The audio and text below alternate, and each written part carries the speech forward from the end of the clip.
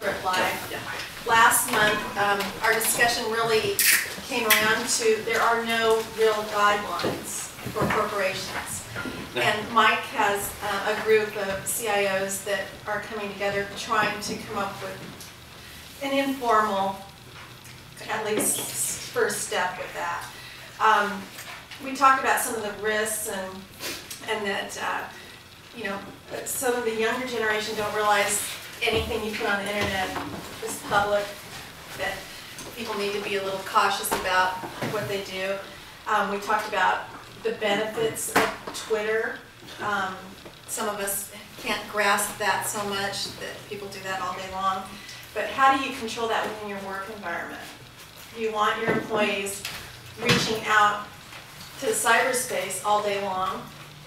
Or do you want to limit that? And there's really extremes on both. Some companies shut down any access. Some companies promote their employees to be doing that all the time. And my feeling is there has to be a happy medium. It has to be corporate based. Each company has to decide that on their own. But I do agree that it would be great to have just sort of a structure to look at within your own company. I mentioned this last time. You know, there was a point where people, you know, experimented with electricity and they would try a device here and there. But there was a point upon which it became strategic. That, hey, if I could get more implementation faster, quicker, better, I can beat my competitor. And so, believe it or not, they actually created the job title Chief Electrical Officer. And this is actually in, oh, what's the guy's name that, I'm trying to think of the former Harvard Business Review fellow who wrote controversial books about IT, I can't think of his name again. Anyway, so if you think about the IT world, the same thing happened. In other words, basically people, they didn't start off with CIOs, right? I mean, we started off with just people trying this and that, and people had services like IBM and so forth, but eventually it became strategic. But the question is now, with cloud computing and SaaS and a lot more virtualization going on, where there's a lot more outsourcing happening, is really the CIO job the same as it used to be? In other words, is it really a technical job that's, you know, I grew up through IT and I'm somehow going to have a big impact on my company? The more you outsource, frankly, unless you got new knobs to play with, the less impact you have. So you see a larger and larger migration of CIOs moving from reporting to the CEO level down to CFO, and in some cases, you know, Chief Procurement Officer and things of that nature. So one of the questions I kind of had for the group at the end, after I get through the little tiny talk, is kind of what is the future of the CIO? You know, is it really going to be more of a VP role, or is it going to be a C-level role? Now, we think there's something that's replacing, though, this need of what was around IT in the beginning with something that's much more around knowledge and knowledge exchange. And so, if you'd have seen my slide, which is a nice little slide I created for you guys, so I'll kind of talk with my hands. But if you kind of look at virtualization, what is really virtualization? It's really optimization of resources, right? So it started off with hardware and, you know, servers and so forth, and people would get greater utilization by using it, and more flexibility. The hardware became transparent, right?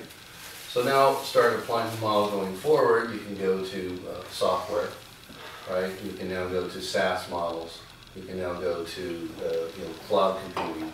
And so in the last 2 or 3 years now, the whole mind you know, shift has changed to now, how do I optimize my resources? And I think more importantly, how do I get more variable cost over fixed cost? So I would still consider cloud computing down, kind of, is still an IT role. But what else is there?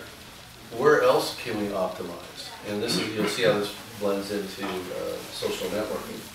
So we think that the next wave of virtualization or optimization, depending on how you want to look at it, but it's the information virtualization. It's really, how do I optimize information?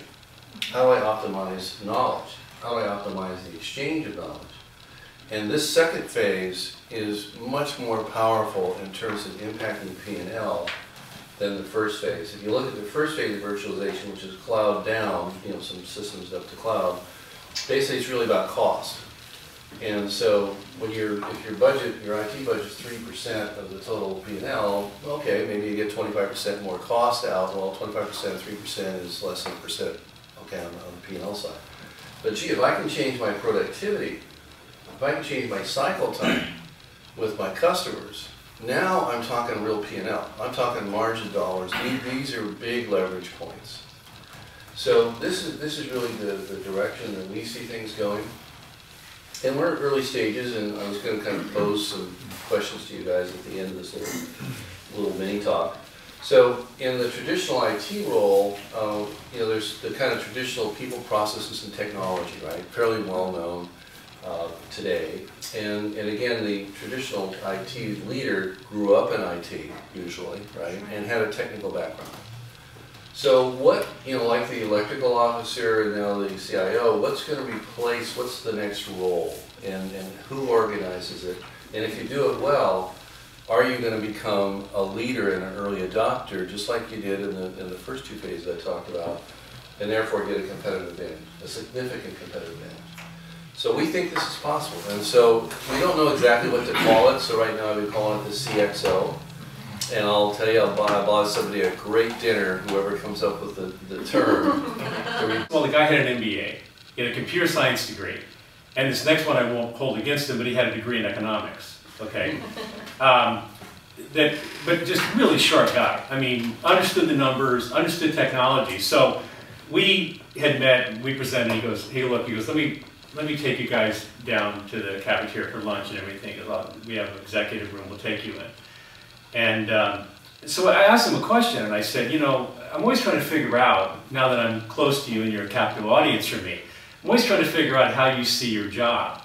You know, because that helps me when I go into these other companies. And he says, well, he goes, it's interesting. He goes, I see my job in a couple of different ways.